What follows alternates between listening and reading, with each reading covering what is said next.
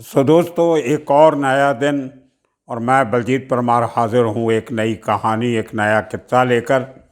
अ, आज के दिन में कहानी वही चालू रखेगी जो पिछले 2 दिन से चल रही है। कहानियाँ किस्से कालिया एंथनी के। आज मैं आपको बताऊंगा उस शख्स के जो मारा मारी के क्षेत्र में मर्डर, वसूली, एक्सटॉर्शन, कत्ल, इस किस्म के काम करते करते फिर भी टाइम निकाल लेता था प्यार मोहब्बत इश्क करने के लिए। तो ये किस्सा है कालिया एंथनी के इश्क का और उसकी शादी का, या यूँ कहें कि शादियों का।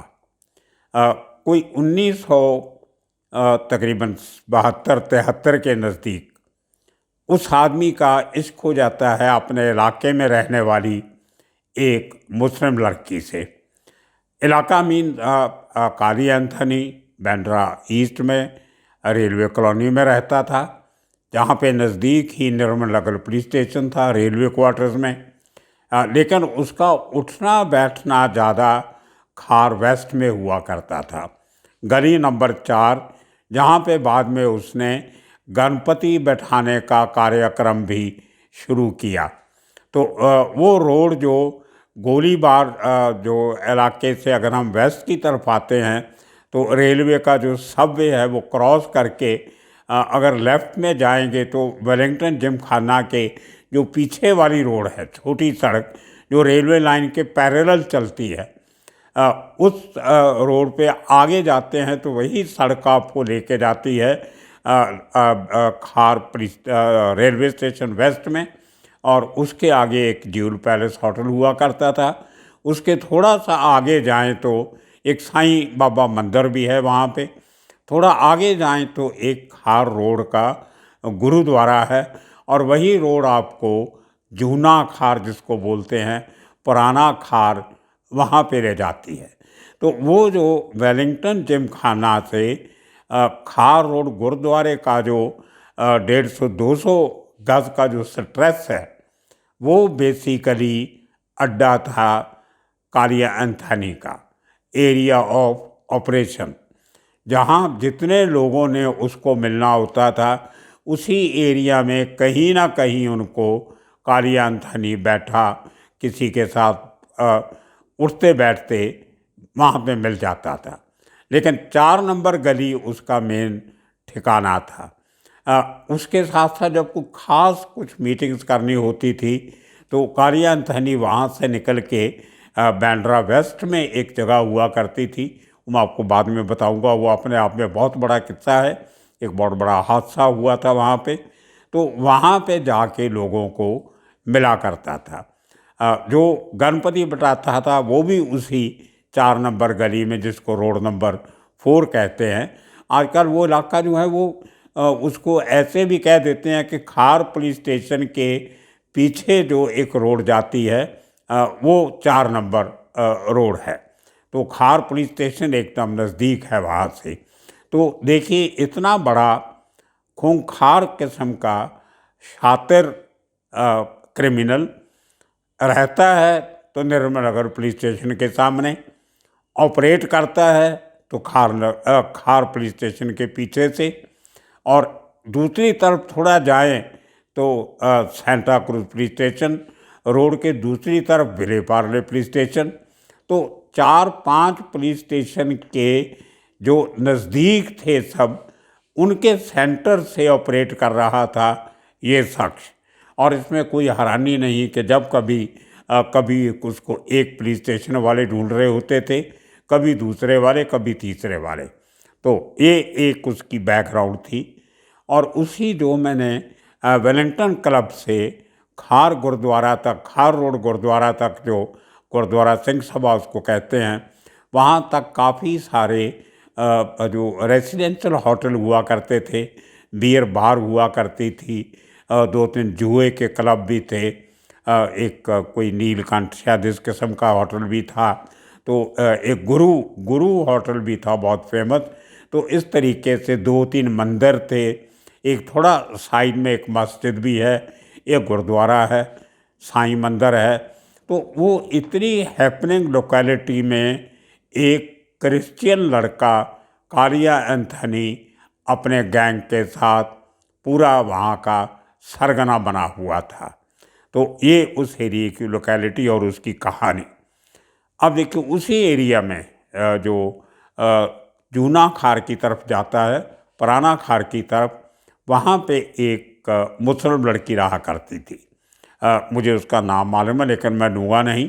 आज के दिन में वो लड़की की शादी हो चुकी है, अपने बच्चों के साथ, परिवार के साथ बहुत खुश रह रही है। तो उस लड़की के साथ इसका इश्क हो जाता है जो उम्र में काफ़ी छोटी थी कालिया एंथनी से, और थोड़ी सी दिखने में कमज़ोर भी लगती थी, आजकल नहीं है। खैर, तो उस लड़की के साथ इश्क में जब घर वालों को पता चलता है, वो लोग दो वजह से इतराज़ करते हैं। कालिया एंथनी को मना किया जाता है, वार्निंग दी जाती है कि तुम उस लड़की का पीछा छोड़ो। वो शायद तुम्हें मोहब्बत करती है कि नहीं करती है, लेकिन तुम लगता ऐसे है कि तुमसे डर के वो तुम्हें इनकार नहीं कर सकती। तो उसके दो कारण थे ऑब्जेक्शन के। एक तो उसकी उम्र कम थी, दूसरा वो मुस्लिम थी। तो ये परिवार को ये अच्छा नहीं लग रहा था, ये रिश्ता पसंद नहीं आया। तो घर के जितने, इतना बड़ा परिवार, 11 भाई बहन, जिनमें से बहनें, आधी बहनें आधे भाई, वो सबको, और उनकी बीवियां, भाइयों की बीवियां और बहनें, और उनकी माँ जिसने इसको पाल पोस के बड़ा किया था, एलिज़ाबेथ, उनको ये अच्छा नहीं लगता था कि इसका एक उनके मुताबिक एक गैर धर्म की लड़की के साथ इश्क करना। और वो कहीं ना कहीं इस बात से भी डरते थे कि इससे और दुश्मनियाँ पड़ जाने का खतरा भी है। आज वो लड़की अगर किसी मजबूरी से कालिया एंथनी से शादी करती है तो हो सकता है कल को उसका बड़ा कोई एक रिलीजियस इशू बन जाए, एक कोई लोग इकट्ठे होकर उसका विरोध करें, तो क्रिश्चियन मुस्लिम तनाव जो है वो कहीं हो नहीं जाए। हालांकि होने की ऐसी बात नहीं थी, लेकिन परिवार को डर रहता है। और वो ये भी नहीं चाहते थे कि इतनी यंग उम्र की लड़की को, तुम्हारा तो पता नहीं कब तुम्हारा क्या हो जाएगा, तुम्हारी लाइन ऐसी है क्राइम की, तो वो नहीं चाहते थे कि उस लड़की की ज़िंदगी खराब हो। लेकिन कालिया एंथनी ने अपने घर वालों की नहीं मानी। कोई 1.5-2 साल के करीब उस लड़की के साथ अफेयर रहा। कहा यह भी जाता है कि उन्होंने चुपके से शादी भी कर ली थी, लेकिन उसका कोई सबूत नहीं है। लेकिन उस लड़की को कालिया एंथनी अपने घर में तो जहाँ अकेला रहता था वहाँ तो साथ में रख लेता था, लेकिन और किसी भी घर में उस लड़की की एंट्री नहीं थी। कहीं जाता भी था उसको लेके तो उस लड़की से कोई बात नहीं करता था। तो अल्टीमेटली ऐसा ऐसा करके घर वालों के प्रेशर के नीचे कालिया एंथनी अपने उस पहले प्यार को, द फर्स्ट लव जो उसका था, उसको छोड़ देता है। 1-1.5 साल वो किसी और चक्कर में नहीं पड़ता। लेकिन देखिए वो एरिया ऐसा था जहाँ पे रोज़ घूमता था, नाम था, लोग डरते थे, एक हवा था। उसको देखते हुए एक और लड़की उसी इलाके की, जिसमें गुरुद्वारा सिंह सभा की बात कर रहा हूँ, उसके बिल्कुल सामने एक बिल्डिंग है जिसमें पंजाबी डोमिनेटेड बिल्डिंग है। वो उसमें कुछ सिंधी परिवार हैं, कुछ सरदार परिवार हैं, कुछ पंजाबी हिंदू फैमिलीज़ हैं। वहाँ पे 6-7 बिल्डिंग ऐसी हैं जहाँ पे पंजाबी लोग ज़्यादा रहते हैं।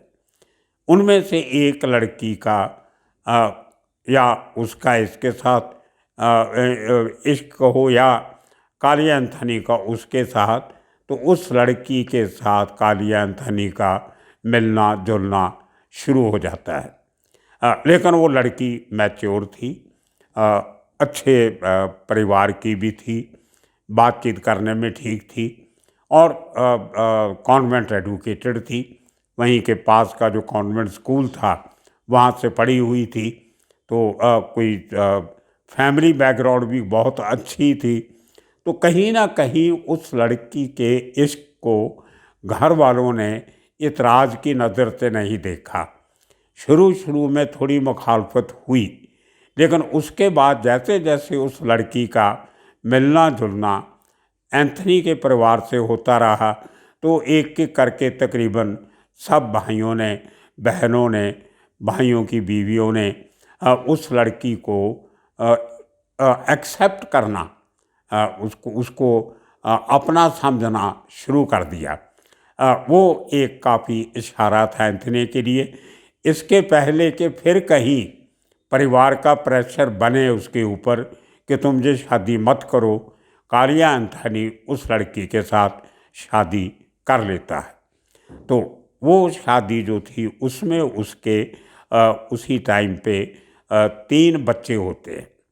एक बड़ा लड़का, उसके बाद एक छोटी लड़की, उसके बाद एक तीसरा छोटा लड़का। बड़े बच्चे की उम्र उस टाइम पे कालिया एंथनी के जो पुलिस एनकाउंटर हुआ उसके टाइम पे शायद कोई 7 साल की उम्र थी। दूसरी लड़की 5 साल की होगी, तीसरा बच्चा छोटा था 2-3 साल का। तो इतनी छोटी सी फैमिली, लेकिन कालिया एंथनी का कोई ठिकाना नहीं था, कभी घर आना कभी नहीं आना। लेकिन लड़की को ज़्यादा तकलीफ़ प्रॉब्लम इसलिए नहीं हुई कि उसके माँ बाप उसी एरिया में रहते थे। तो शादी का आधा समय तो वो अपने परिवार के साथ ही रहती थी। जब कभी कालिया एंथनी बेल पे बाहर आया या पैरोल पे आया या किसी और तरीके से, तो वो सब फैमिली इकट्ठी हो जाती थी। लेकिन उस लड़की ने कभी किसी को इसकी फैमिली वालों को तकलीफ़ नहीं दिया कि मेरे हस्बैंड की गैर हाजिरी में आप मेरी कुछ मदद कीजिए। ये बातें सब उसके परिवार से मुझे मालूम पड़ी। मैंने जब अपने तरीके से कुछ तहकीकात करने की कोशिश की तो पता चला उसकी लड़की की जो फैमिली है उसके 2-3 लोग जो है फैमिली के रिश्तेदार खास, वो मेरी जान पहचान के निकले। तो उन्हीं दिनों में जो सबसे अच्छा दोस्त था कालिया एंथनी का, जो एक दूसरे के लिए जान देते थे, वो था सुभाष सिंह ठाकुर।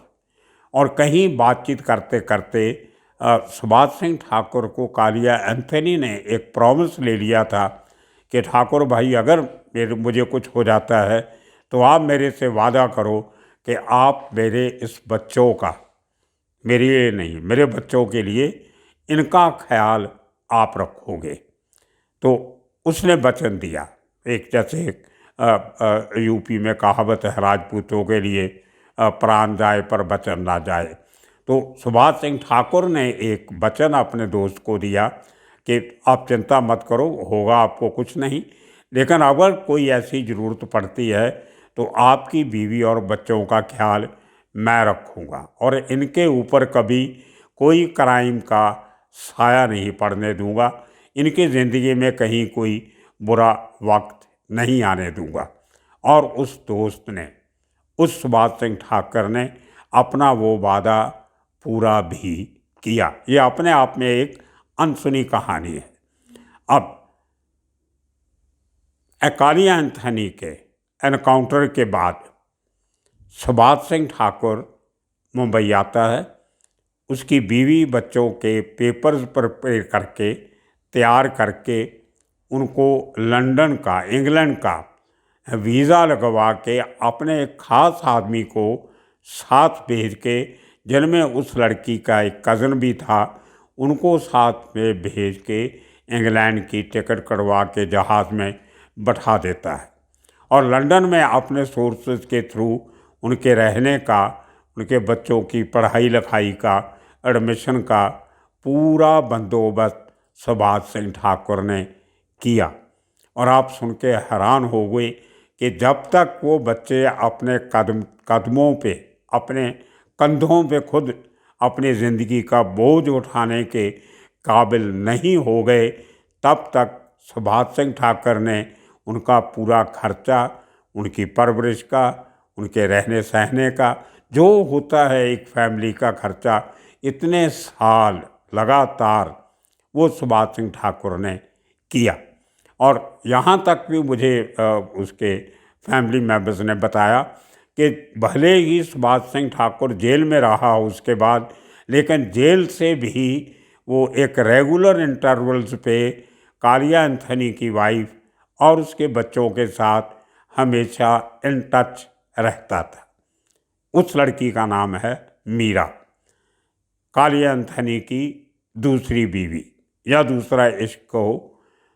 उसके साथ और उसके बच्चों के साथ सुभाष सिंह ठाकुर ने आज तक अपना नाता बना के रखा हुआ है।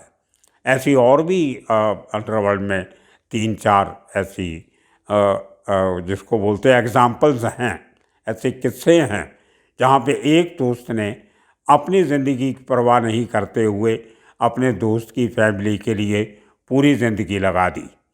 ऐसे कुछ पुलिस ऑफिसर्स भी हैं जिन्होंने अपने ख़ास इन्फॉर्मर खबरी की मौत के बाद उनकी फैमिली को अडॉप्ट किया, उनके बच्चों को पढ़ाया लिखाया, उनकी बीवी का ख्याल रखा। ये कुछ पुलिस वालों ने भी किया है। तो ये अपने आप में बहुत विचित्र कहानी है। और देखिए, उसके बाद इंग्लैंड जाने के बाद मीरा ने अपने कालिया एंथनी की फैमिली के साथ कोई रिश्ता नहीं रखा। उसके 2 कारण थे। एक तो अगर वो रिश्ते रखेगी तो जो एक तो कालिया एंथनी के नाम के साथ जो जुर्म की दुनिया जुड़ी हुई थी, उसका साया कहीं उसके बच्चों के ऊपर नहीं पड़े।